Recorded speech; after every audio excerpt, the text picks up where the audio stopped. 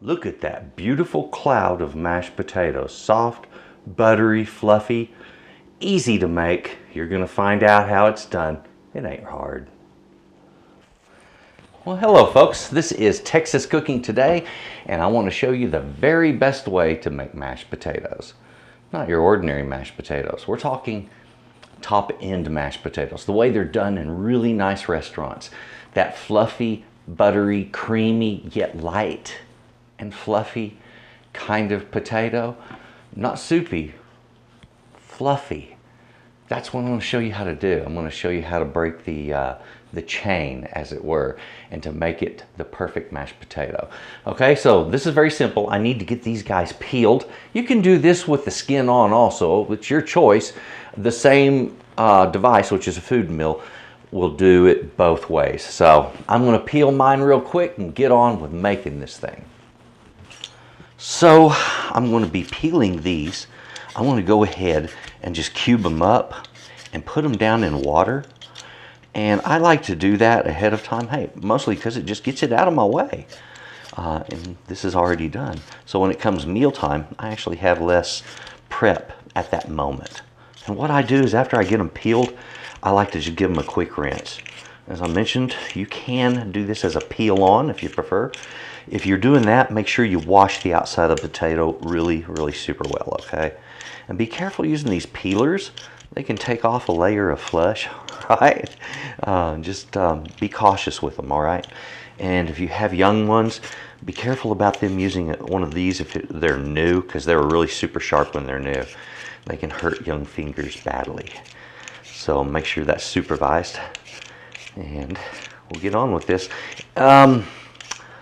After I get these peeled, I'm going to cut them up into sizable chunks, not huge, but about 1 inch square.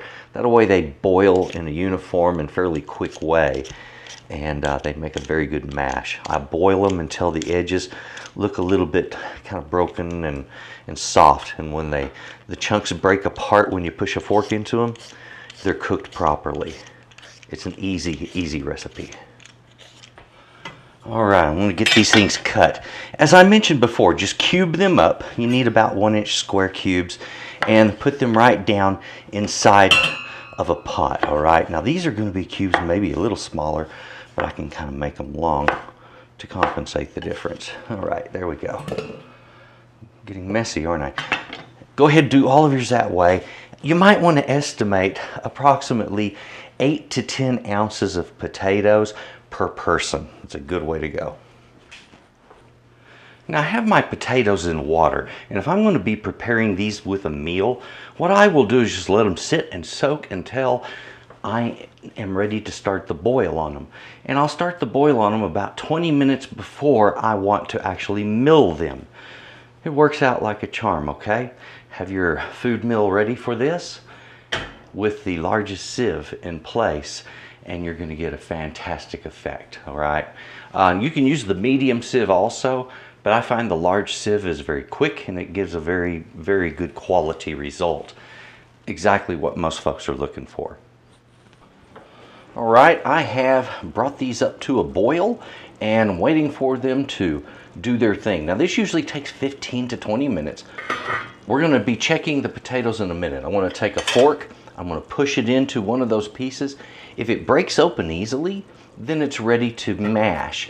But if it sticks on the fork and I have to scrape it off, then it needs to cook a little longer. That's how you know. Very simple. I didn't put anything in there. There's no salt or anything. The salt, the butter, and all that will go in when it's time to mill it. That's the other thing. Use a food mill. One of these guys, okay? Now I have my large sieve on this one. You can go with the medium sieve. Don't use the small one. The large sieve is going to give you a great mash with very teeny tiny lumps of potato that will tell people that, yeah, guess what? That really is real mash. And you can use this as the colander, okay? I just pour the water and potatoes all into this while this is in the sink to drain it, and then I'm putting this right onto the same pan to mill the potatoes back into here. When I put the potatoes in here, I add my butter and cream and salt and everything right on top of them before I mill them, and I'll mill it all together. Makes it easy. Okay folks, time for us to test our taters. It is 14:15 15 minutes now. So, I'm going to go at it right here. And what I want to do, as I mentioned before, just want to pull out some tater, okay? Stab it, okay? See how my fork stuck to that? That one broke open. That bigger one, oh, there it goes, it broke. Do it again, one more. Yeah, that's breaking right open. See that? That's what you're looking for, and that's your gauge, your indicator, whether or not they're ready.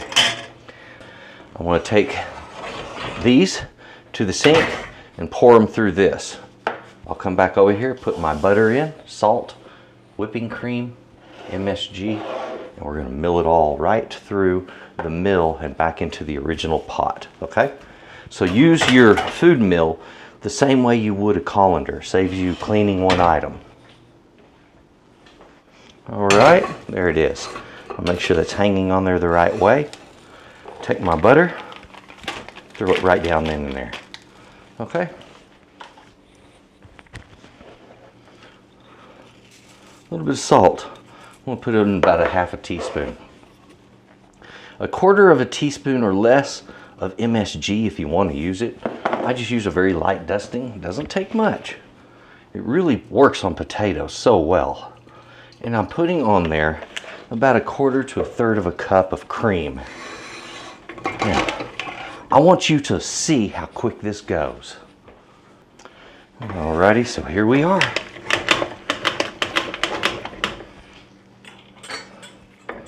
As you can see, that didn't take just a whole long time to get those first ones down through there, did it?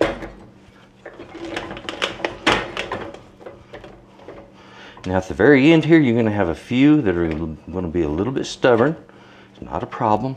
It will push them right through that sieve. You just got to give it a moment to get it done. How's that for pretty easy, huh? Did you ever think that mashing potatoes would go that fast? Now, I know you haven't seen what's underneath it yet. You want to see that. We'll get there.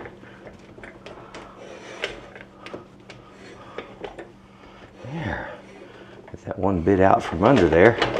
It's fighting me. Okay, there we have that done. Get under here. And there's our mashed potatoes. At this point, all I have to do, any cream or butter in the bottom, finish mixing it in, and the mash is done. Do not over process this. Don't turn it or work it or put it in any kind of other machinery. In other words, don't put this like in a mixer and try to work in a lot of cream to make it soupy, because right now it's at a perfect state. It will not get better. So we got perfect mash. So as you've just seen from the milling that we just didn't take but a minute, that is perfect, fluffy, light mashed potatoes. It's too easy to make. It's unbelievable. And once you've done it this way, I guarantee you, you're going to be stuck. You're going to be hooked on making your mash this way, because it makes a really super good mash. You're going to like it. Okay, enjoy that. I'm going to put this on a plate and fix my dinner. Right there. Mashed taters.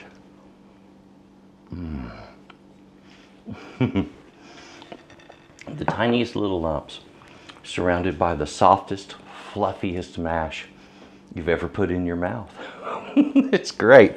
When you try it done this way, you'll see what I mean. You're going to be hooked. And it was so easy. It doesn't take much time. So do it and enjoy it.